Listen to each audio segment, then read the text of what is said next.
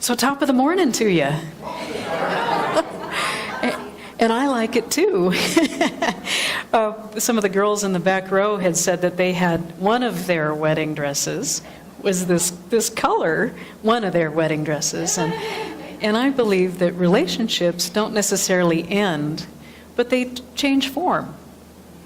So if we have relationships in our life, it's sort of like energy is neither created nor destroyed, but we have so much creativity that our relationships change.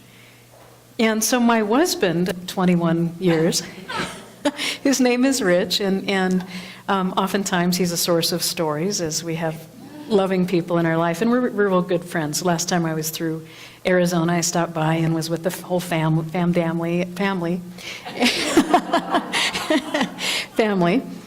And it just had a great visit. In fact, we were just doing some things the other week. We loaned, can you imagine loaning an infrared sauna to a friend because they were having some health challenges, and then they had gotten some good use out of it, and they were on the mend in their health, and so then we just had moved it back in. So I was helping to coordinate from here remotely and all that kind of thing. So yeah, relationships don't really change. I mean, they change form, but they don't necessarily end. So we have that continuity. What's interesting is he used to tell a story about HP, about David Packard of Hewlett Packard. He was sitting, he was a semiconductor engineer, now he's retired. And he was sitting down having his lunch because he was doing some consulting of wearing those like bunny suits. You know, we have Easter coming up. He was wearing some of these bunny suits that keep things clean. And so he HP having a sandwich and sitting down. And so Dave Packard came by and he said, "I think you'd like my daughter." And so he ended up dating his daughter for a while, but that relationship changed form. It didn't end, but it changed form.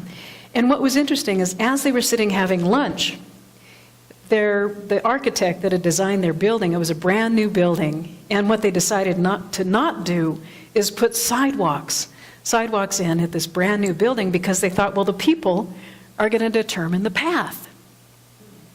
And some of us in life, we may have an architect or someone else determine our path in life.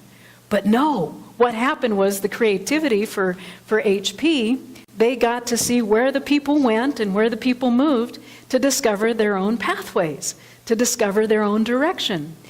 And so there was some well-trodden paths, and it was between all these different buildings. And so we can be the architects of our lives. We know we have this divine design or this divine blueprint wherein we can make a wedding dress this color, or we can look at what our pathway is, and we can define our path and know that that whatever we're discovering, we're on that pathway, and rather than letting others determine our path. So what we can begin to do even more and more is to be consistent in our devotion to Spirit, consistent to our divine design, to that divine pattern, to that discovery of who we truly are. And we get to be consistent rather than resistant. Had there been other pathways put in, it may not have been as swift or easy or grace-filled or peaceful. And so we can be consistently focused on Spirit. We can have that place where we're consistent in that focus on Spirit and be consistent rather than resistant. And last week we talked a little bit about journaling and how we can trust the process of journaling, and we can trust that there's something that's unfolding there for us. And Ernest Holmes reminds us that the mind that is always confused and distraught is not at peace. The mind that is continuously upset and agitated by the things in life is not at peace. It is at war with itself, and it is only when the individual mind ceases combating itself that it will stop combating others. And how can we cease whatever that may look like in our life? And Arun Gandhi, I overheard an interview with Arun Gandhi, who is the grandson of Mahatma K. Gandhi. And he talked about we must not try to bury the emotions, such emotions as frustration or anger or agitation or whatever that irritation is, or we have some other pathway that has been laid out for us, and we want to shift to that other pathway. When the individual mind ceases combating itself, so that internal, whatever that internal angst might be, we turn that emotion into a constructive force. So to look at being the architects of our life, we get to turn whatever that is, that consistent devotion with Spirit, knowing that there is something constructive that is happening, something productive that is happening, something inspiring that is happening. And Mahatma Gandhi said to his grandson, Arun Gandhi, that anger is like electricity. It can be used for constructive or destructive ends. The choice is ours. The choice is ours in our intent. And I know that when I can use that same electricity to my cooking, the toaster oven. I have the toaster oven. I can use it to burn the toast, or I can make something wonderful with it, and it's the same electricity. So, according to Gandhi, a better approach is to learn to capture the passion in our emotions and redirect, much like those pathways, to redirect that passion into a positive channel. And we are that channel, knowing that we have that energy. So what Holmes observed is that we must think peace if we are to experience peace.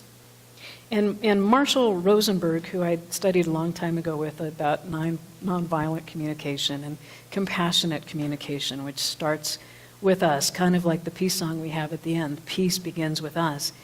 He was an American psychologist and a creator of nonviolent communication and compassionate communication. And he defined it as a process that helps people to exchange the information necessary to resolve differences peacefully. So much like my husband, or much like whatever those differences are, to resolve our differences peacefully. And we can do that with our neighbors, our family, our friends. And what Gandhi added, as far as his famous quote of being the change in which we wish to see, be the change, be the example in that Jane was talking about this morning.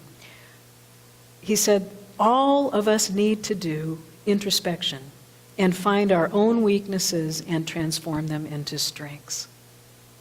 To know that we're already on that pathway, and that as we're consistently focused on Spirit, consistent rather than resistant, all we need to do with that introspection is to find our own weaknesses and transform them into strengths. And only then will we stop feeding that fire of discontent. Only then will we stop feeding that fire of whatever that hungry wolf in our life might be. And so with our compassionate way, how do we do this? How do we do this? Well, Deb Evans, who's an avid Facebook poster, also our admin who's here on Thursdays between 10 and 2, if you want to come by and say hi. She posted an article by Dr. Patricia Thompson. And I don't know if she's related to Paula Thompson, who's here, but she posted an article, and it's on the mindbodygreen.com website. And it talks about 9 tips for building stronger relationships. And as we look at building that, rebuilding, building, creating, having that creativity come forward in our pathway, have you ever felt, for instance, so overwhelmed that those emotions we said, or perhaps something that we may regret, and can anyone honestly deny that question? In sometime in our life, my 51 years, I may have said something that I regret, or that I want to revisit, or to say, hey, let me help understand, or help me understand, whatever that is. The truth is that most of us could probably benefit from learning how to handle whatever that's unconstructive in our life, or whatever we're resisting, to be more constructive, or to be that consistent devotion or dedication, our focus on Spirit. So in addition to being linked to greater relationship satisfaction, it's called emotional intelligence, or EQ, emotional intelligence, and it's associated with better work performance. So you may have better days at work, you may have better days with family. It's also associated with an increased ability to manage stress. And so this article went on to say that here's how we can handle stress rather than it handling us. So we get to be more at ease and in the flow. So in a nutshell, EQ is the ability to be able to recognize and regulate our own emotions while also empathizing with others. And I know some of us are empaths here, and we receive information that way. We have intuition. And we're also empathizing with others and maintaining our own awareness of our responses. So it's an exercise in awareness. We have that creativity and that art of being aware. So the good news is that EQ can be easily developed with practice. And so these 9 tips we started in on last week, but we wanted to go through them a little bit deeper. So number 1 is know thyself, and we are in sync. And so whatever Bruce took out of his pocket, know ourselves. And the foundation of emotional intelligence is self-awareness. And it's having a deep understanding of ourself. And then we have more accurate perceptions of how we're coming across. We increase our self-awareness. We make an effort to reflect those strengths that Arun Gandhi was talking about, to reflect those strengths. And so we look at our opportunities, we look at what values we have, we look at what makes us tick.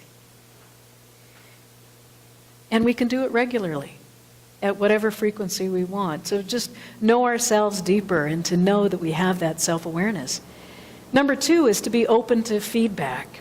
And emotionally intelligent folks are receptive to hearing and considering others' feedback, while you may or may not agree with another's point of view, because we all have perspectives, we all have opinions, and we can certainly weigh the feedback, and we can also realize whatever blind spots we may have and whatever 360 we want to engage in, and to recognize what behaviors we may have that serve us or perhaps don't serve with what we're intending on that pathway. So number 3 is we can identify our feelings at various points throughout the day. It's like take a temperature. Take a temperature on whatever that conversation is. Take a temperature before I go to bed in the evening or when I get up in the morning. And today's topic is about discovering new evidence.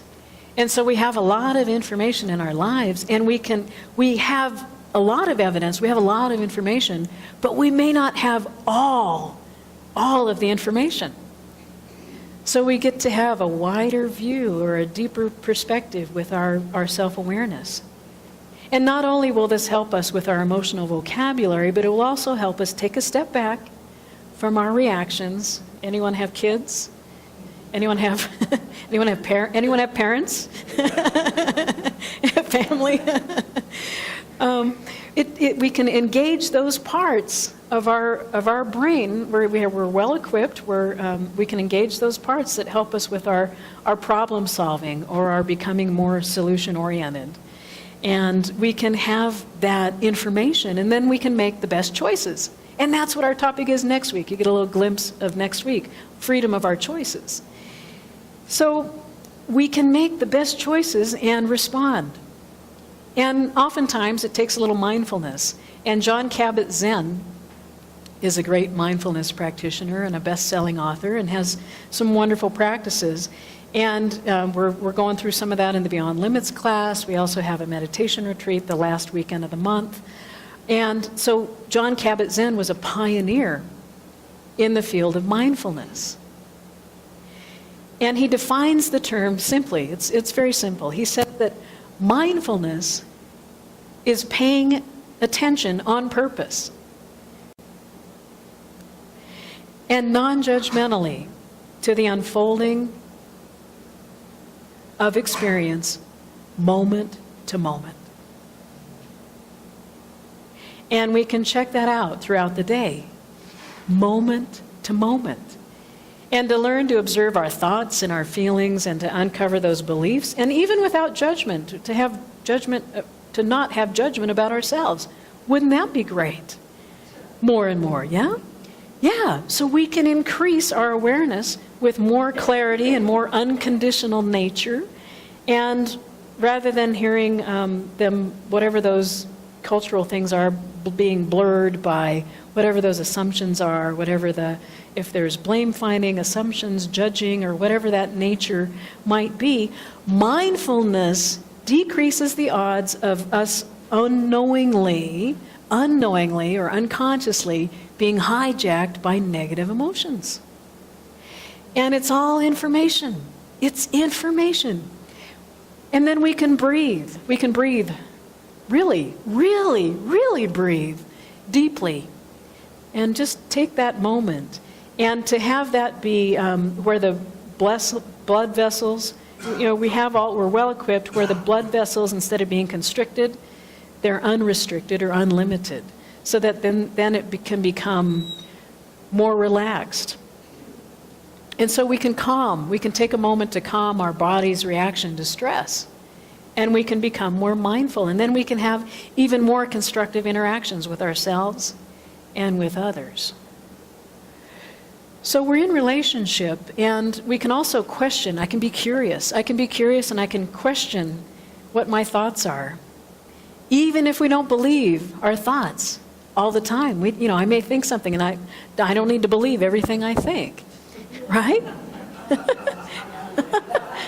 Don't believe everything you think. So instead of succumbing to what might be a knee-jerk type of response, or like something that I've just been doing out of habit for a long time, we can have that change happen. And change happened for St. Patrick. And he wasn't Irish. I had no idea he wasn't Irish. Did you know? He was from Great Britain. And he became, he had a calling to be a priest, later became a bishop, and he had a great challenge in his life. He was born in Great Britain, and when he was about 14 years old, he was kidnapped by some Irish pirates, and he became a slave. He became a shepherd for about 6 years. And can you imagine being, in essence, betrayed by your parents, not feeling protected or guarded, so that you were kidnapped? Can you imagine being betrayed by your country, having that, in essence, not trusting in God, and then turning it around so that he placed his full trust in God? And when he was in Ireland for about 6 years, he learned some pagan and Druid traditions of the culture he was in and all the customs that they had, and had integrated that into his life. He learned their language. And what he did was he escaped. He escaped. He took that value when he was in captive, held as a slave. He took that value and he went back to Great Britain. And he kept having this dream. This dream kept having him. And I know a lot of us are facing challenges. It may not be being kidnapped and placed into slavery and having to do whatever that was for 6 years and then escape and then answering whatever that call was. But I know that many of us are facing some significant challenges. We may have had a diagnosis. We may be disgruntled with whatever our aging process is. We may have whatever financial things that are happening, if it's bankruptcy or foreclosure or health, pretty significant health challenges where we get really, really clear. It could be that we're feeling worried about whatever our station in life is. And what St. Patrick did was he dove into the center of his challenge. He went back to Great Britain and he dove right into that, and he dove into that center of his greatest challenge. Can you imagine? Diving straight into it. And then what that was for him, it was slavery. He was taken into slavery that was not his choice. And to imagine coming back, he then came back, he kept having this dream to go back to Ireland. And he dove straight into it. He went back to Ireland. And he took with him the wherewithal of whatever he had learned and what had been strengthening for him when he was captive. And he made an impact because of it. Not in spite of it, but because of it. He made an impact in the world. And he was having spiritual revelations. There were all these spiritual qualities that were being revealed in his life and his writings. And one of the things he wrote, he said, the love of God grew in me more and more. And how is that possible? The love of God grew in me more and more because of when he was captive. Because of it, not in spite of it, but because of it. And here is a man who had every right to be mad at his parents, to be mad at his country, to be mad at the pirates who took him away. And he continued to write, "My soul rose such that on a single day I have said as many as 100 prayers. In the woods, in the mountains, and the same prayers even before dawn. I felt no hurt from the snow, the ice, or the rain." He had forgiveness. He had the ability to move through, to not just get stuck in the resistance, but to be consistent, to have the consistency of his devotion to spirit, his spiritual nature. And in this, what he began to do was more of his positive emotions surfaced throughout his writings, throughout his sharing. More of the positive emotions surfaced, and it became more constructive so that he could celebrate his resilience. He could celebrate flourishing and resilience and be intentional about what he was up to. Wouldn't that be great? We get to be intentional. We're going to make up new words today. Intentional about the joy in our life, about doing things that bring us joy. We've had gratisfaction, we've had blumation, now we have intentionable.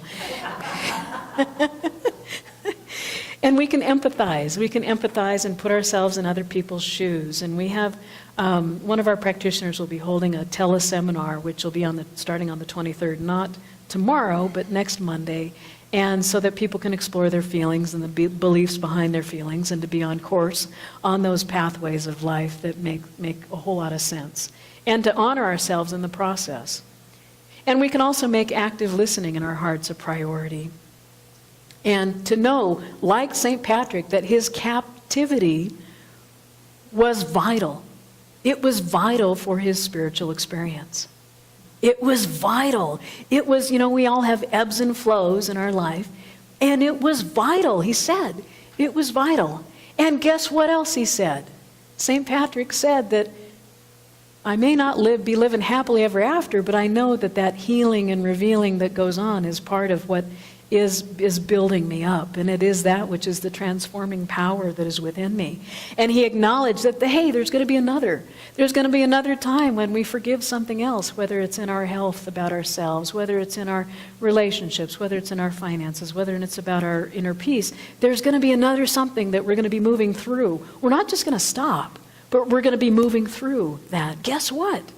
And so we may not be living happily ever after in this moment, and at the same time, we are living happily ever after as we move through. And move through because of something, not just in spite of something. And I know that if you want to have another spiritual experience, that Mickey D's down the road here has some green shakes. And that's a real spiritual experience too. So give yourself a treat and have that. And know that we have a soft place to land here, and that we can have this trust of the process that's in our life through our spiritual growth and find that new evidence for ourselves. I have a forgiveness exercise for us that I talked about last week, and it's ho'oponopono. And can you say that? You want to buy a vowel? It's ho'oponopono. And it's a forgiveness exercise where it's just very easy. And we imagine ourselves, because sometimes forgiveness has a face to it, right? It might have our face, it might have someone else's face. And the Hawaiian dictionary, which has all the 12 letters, it's defined as mental cleansing. And that we can set things right through prayer, discussion, and forgiveness. And in literal terms, ho'o is equivalent to the English verb of to, and it has a verb which is also defined as a noun. So you got 12 letters in an alphabet, and then you've got a verb and a noun. And kick off your shoes, because last time I was in Hawaii, I'd kick off my shoes. Pono is defined as to put in order or shape, or to revise, adjust, amend, arrange, tidy up. And I know sometimes at my house the domestic goddess is on strike, but to tidy up, not only our homes, our space, but our relationships, to make orderly or to neaten up. And in Science of Mind language, it also talks about divine right order, divine true action, the highest and best. And so what I'm going to ask us to do is we go into a quiet space, and you can do this more for yourself at home. And if anyone wants to do this, I'll be here a little bit this afternoon too, and then also tomorrow. If anyone wants to come in and do this, just let me know, would you? So I invite you to just close your eyes, and we're going to build a stage in our mind and our heart. And just know that you can do this at any time. So it's the Hawaiian forgiveness exercise of Ho'oponopono. I embrace you. I love you. Please forgive. So what you can do is call up the first person in the stage of your mind and heart. I embrace you. And the first person that you need to forgive, or if you need forgiveness, you feel you need forgiveness from them. And what you can do is tell them that you forgive them and love them. It might be yourself. And you must truly mean it.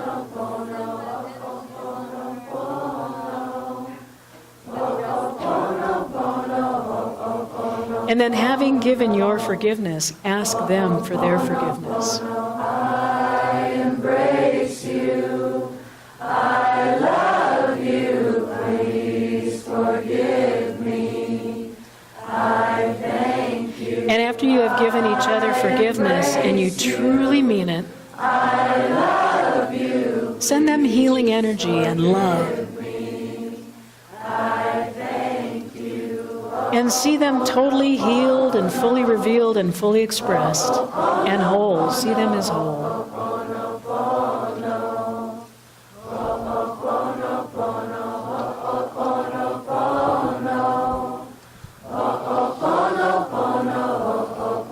And you may see that there's like a ball of white light. You may see like there's some kind of a silvery cord that connects you.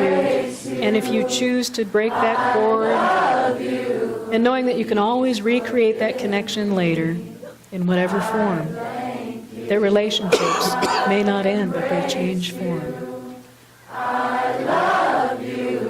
But for now, just allow it to be and allow. And perhaps just watch whatever that image disappear and dissolve, and just knowing that there's the wholeness and the wellness that's available.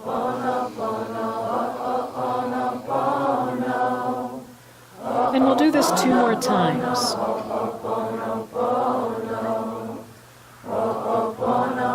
And it's a simple 4-liner. I love you. Please forgive me. I thank you. I embrace you. I love you. Please forgive me. I thank you.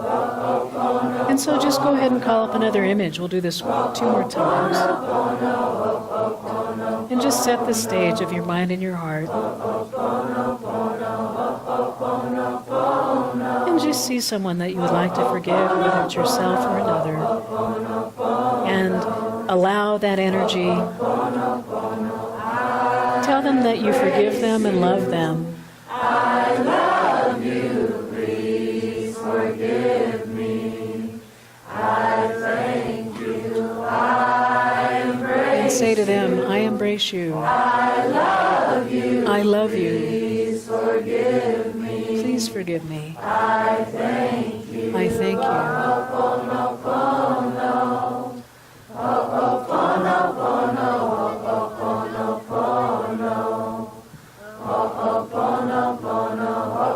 And see them as totally healed and fully revealed and expressed and whole and well. And give gratitude, and knowing that there is the wellness and wholeness within. I embrace you. And one more time.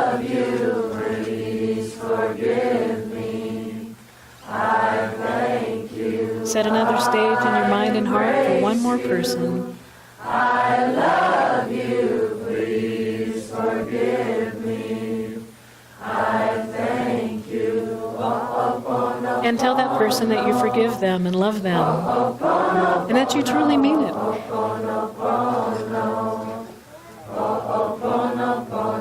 And having forgiven for them, ask them for their forgiveness. They're giving forth, knowing that there is the oneness and wholeness in this context of healing and energy and love. I love you, please. And see this person as totally healed and fully revealed and self-expressed and whole. I embrace you. I love you, please forgive me. I thank you. Ho'oponopono. Ho'oponopono. Ho'oponopono. Ho'oponopono.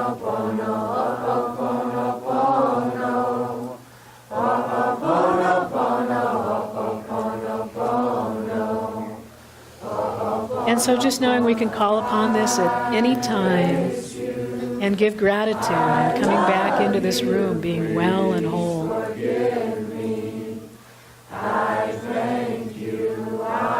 And saying, I embrace you. I love you. I love you. Please forgive me. I thank you. And so it is.